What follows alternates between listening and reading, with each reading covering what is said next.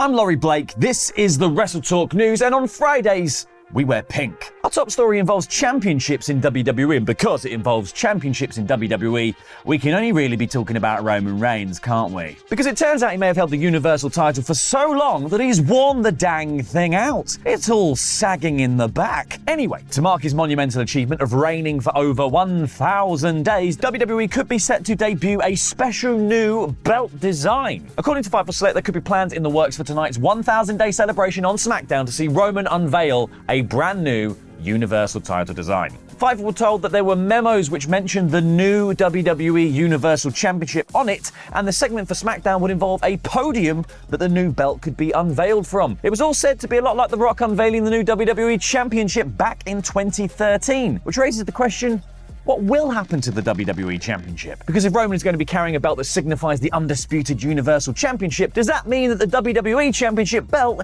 is going to be retired? Oh no. That's so sad. Obviously, we're going to have to wait and see tonight, but it is exciting times. One man who might rain on Roman's parade, though, is Cody Rhodes, who is being advertised on the official site of the Mohegan Sun Arena in Pennsylvania as being at SmackDown. Though he's currently only scheduled to face fellow Raw star Miz in a dark match, there is an outside chance that despite his current feud being with Brock Lesnar, he could crash Roman's 1,000-day celebration to say something dusty. Something, finish the story, something. If Cody does appear on SmackDown, though, would be another example of the draft being flouted. AJ Styles main evented Raw. Meaningless. We're moving on to injury updates now. Happy Friday. And according to PW Insider, Braun Strowman is out with an unspecified injury, and he is not expected to be back anytime in the near future. Since this news broke a couple of days ago, Braun was spotted by PW Insider in Birmingham, Alabama, which, as you all know, is the site of WWE's favoured medical facility. It's thought that the monster among men will now need to undergo surgery. Fingers crossed, he makes a swift recovery. Just quickly before we get on with the rest of the news, did you see our live reactions to Night of Champions and think to yourself, blimey heck, that looks like a lot of fun. I wish I could be part of that. Come on!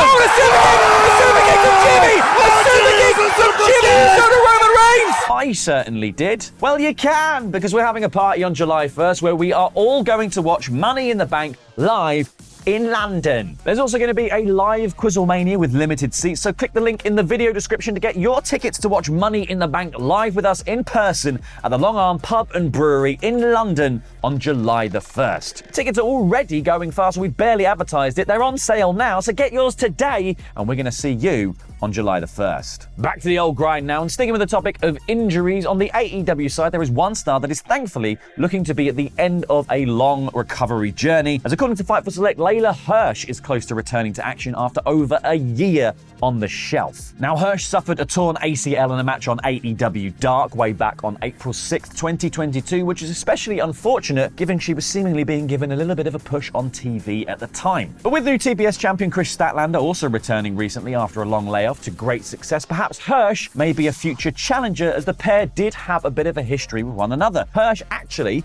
holds a win over Statlander at the Revolution pay-per-view buy-in, so there you go. It writes itself, Tony. Speaking of Statlander, she is one of the growing list of AEW names that are going to be playable in AEW Fight Forever, the oh-so-long-awaited console game debut for the company. And we are pretty close now, guys. It's June 29th, just under 4 weeks till we can live out all of our CM Punk versus the Elite booking fantasies with skateboards. Now, given that the release date is only a hair's breadth away, it's only natural that news on the game is now coming thick and fast, and yesterday saw quite a few little juicy nuggets revealed, particularly to do with the game's roster and DLC plans. Firstly, it was revealed by AEW Games that the game's pre-order bonus will in fact be not one, but two versions of Matt Hardy, with his Team Extreme version and broken variants included when you pre-order. But that's not all, as AEW Games also revealed that the game is going to be getting an Elite Edition, granting not only the aforementioned Matt Hardy pack, but also a day's early access and 3 DLC wrestler packs. The first of which is the cheekily named FTR Revival pack, which of course features Dax Harwood and Cash Wheeler, or FTR, as well as 2 minigames titled Join Us and Death Race X, which may or may not be in relation to Bryan Danielson's beloved Death Jitsu. Secondly, we have the rather bizarre pairing of The Bunny and Keith Lee for the Limitless Bunny pack, that's a Duracell advert, which also features 2 fun-sounding minigames titled MJF Car Thrash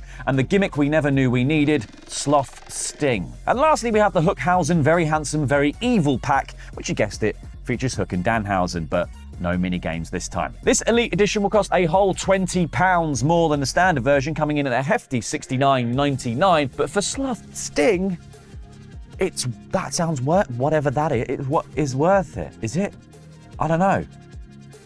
Games. Now, the full roster is yet to be revealed for the game. However, including the new DLC additions, we now have 53 stars known to be included. And in a recent upload to AEW Games Twitch channel, AEW star Evil Uno stated that a full roster reveal would be coming very soon. For all updates on AEW Fight Forever, make sure to check in at WrestleTalk.com, because those guys are watching that game like a hawk. A series of hawks. An entire writing staff of hawks. Moving away from AEW now for some rare Impact news, and Fightful Select is reporting that a long-tenured top star at the promotion may be set to leave. That star in question is former Impact World Champion Moose, who according to Fightful is set to see his Impact deal expire this month. However, when exactly that is unclear. Now, this isn't the first time that Moose has flirted with free agency, running into a similar situation 2 years ago. However, then Impact tied him down to his current, supposedly lucrative deal. The report notes that in a 2022 interview with Fightful, Moose confirmed that WWE were interested in him at one point. However, this interest was learned to be primarily from the now former Senior Vice President of Talent Development,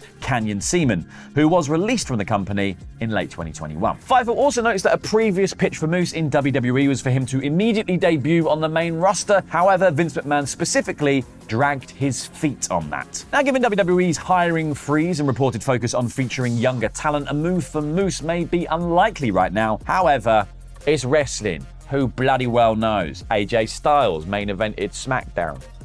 Raw.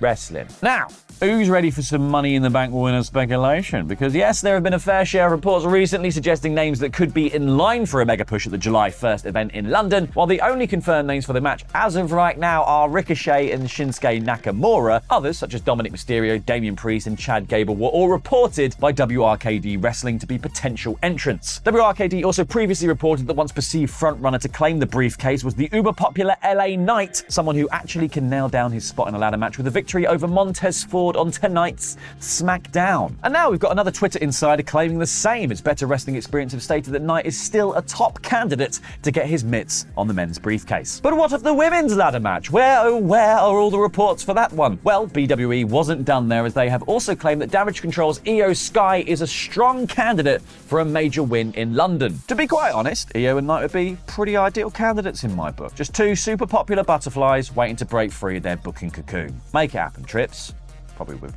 You'd probably do it with less butterflies and more skulls. However, as much as a name like Knight's winning would excite and delight, there is always the chance that WWE could pull a sneaky swerve on us. They did it last year with Theory and in 2019 with Brock Lesnar, both unannounced names entering the match and winning the whole thing on the night. And to be perfectly honest, neither went down very well at the time.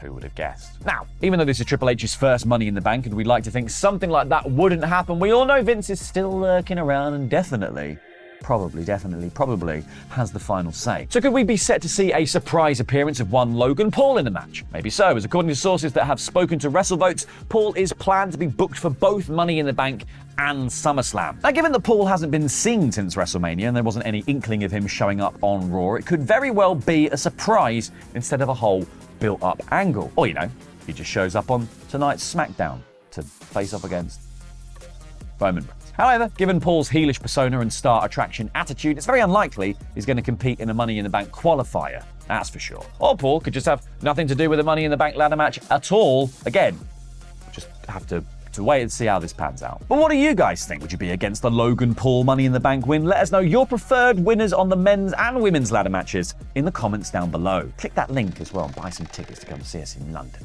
Why are you there? Finishing up today, we have some interesting comments from WWE Hall of Famer The Undertaker, who recently gave a lengthy interview to The Independent. One of the topics of the discussion was his dealing with post-wrestling life, having actually stayed retired since his boneyard match with AJ Styles at WrestleMania 36 in 2020. Now, while at one point it seemed unlikely Taker would ever hang up his boots, it turns out that the dead man still can't shake off that desire for one more match, saying, "I got to the point now where if I'm home, I'm fine. It's when I do show up at a WWE event that I get that I should be getting ready feeling. At WrestleMania 39, I was there and I had my family and friends up in a suite watching the show, and I kind of found myself rocking in my chair like, oh my gosh, I should be down there. Elsewhere in the interview, Taker named his current dream opponents for a hypothetical future match. Not that he's thinking about a future match at all, but he named Seth Rollins and another who gave him his second Mania loss, Roman Reigns. Taker said that although he faced Roman before due to his incredible character development since then, he would love to tie up once more. While it's unlikely that Taker will ever fulfill these dreams, you can never be quite sure with that man,